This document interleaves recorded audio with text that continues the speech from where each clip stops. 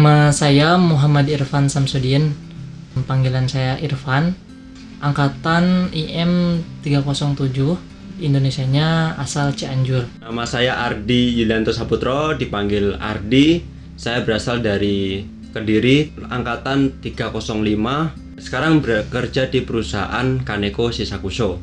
Dulu tahu dari sekolah SMK 1 Karawang, dan emang kebetulan habis selesai kerja dari Karawang itu di salah satu pabrik di Karawang, terus nemu info pembukaan seleksi dan disitulah jadi ikut rekrut di sekolah tersebut gitu.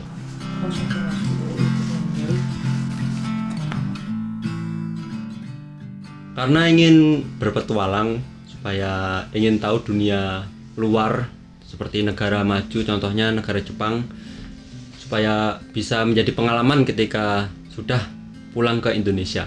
Suasana Jepangnya sih sesuai apa yang saya pikirkan sebelum berangkat ke Jepang ya.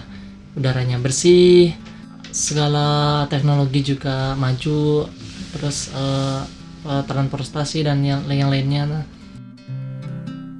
Kegiatan bangun seperti biasa, sekitar jam 4:30, terus langsung melaksanakan sholat subuh, langsung menyiapkan sarapan sama bento buat dibawa ke perusahaan. Dan sebelum itu juga seperti kebersihan, sikat gigi ya semacam itulah biasa kayak gitu. Langsung setelah beres baru berangkat pakai sepeda.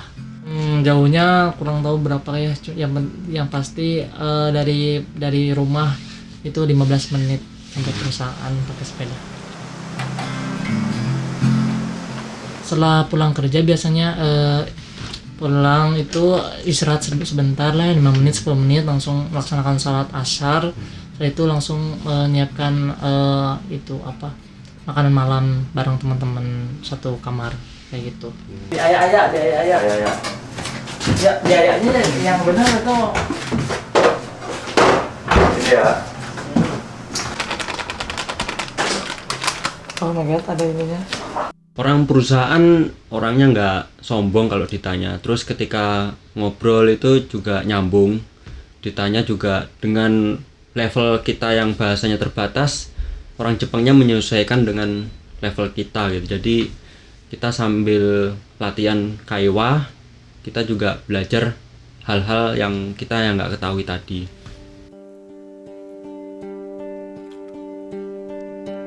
Aku bawa ini di bawah.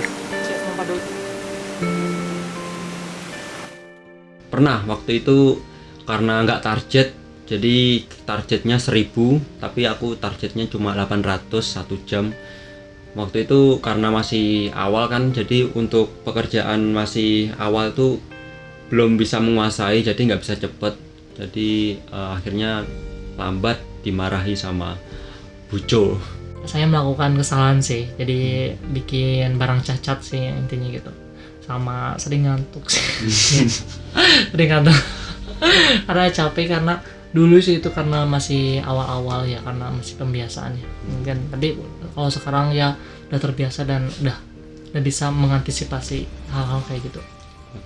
Kalau masalah pribadi sih lebih disimpan aja deh gitu, nggak terlalu di share atau diceritain ke banyak orang sih. Tapi mengenai pekerjaan mungkin ya, itu baru orang IM-nya membantu sih, sering membantu.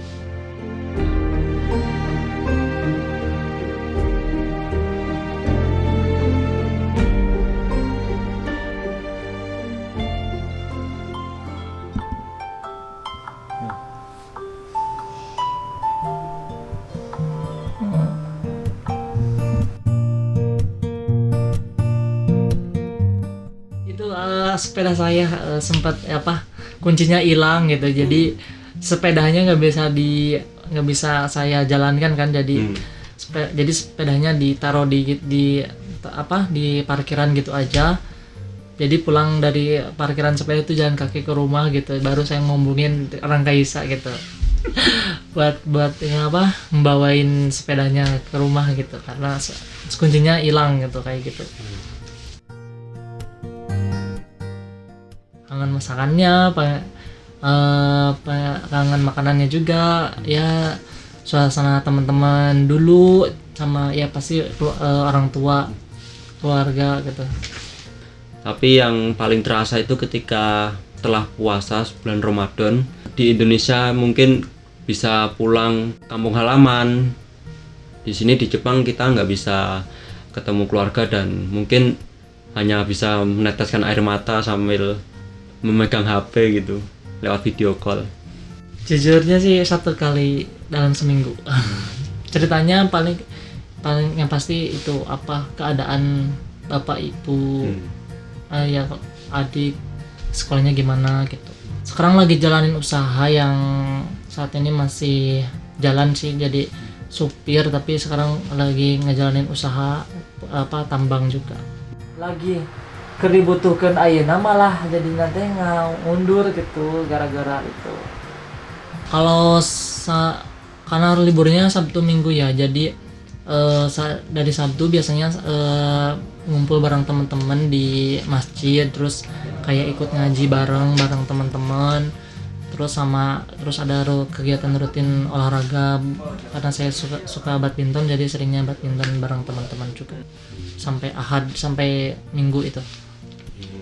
Sudah sampai N3, alhamdulillah N3. Cuma kalau ngomong bahasa Jepang malu-malu. Ini ya menyelesaikan program pastinya sih.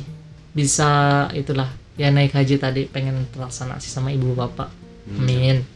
Pesan saya buat Kohei ketika mau ke Jepang, selalu ingat tujuan dan goal ketika mau ke Jepang. Selalu pegang teguh, karena jangan sampai ketika sudah di Jepang lupa akan tujuannya atau lupa dengan cita-cita sebelum masuk ke Jepang. Jangan sampai tergoda ke segala kemewahan atau kemudahan yang ada di sini. Nah, buat teman-teman yang mau berangkat nanti ke Jepang, semangat buat kerja di sini dan sabar, dan juga terus bermimpi buat menggapai mimpi-mimpi kalian melalui program pemagangan ini. Terima kasih. Ya.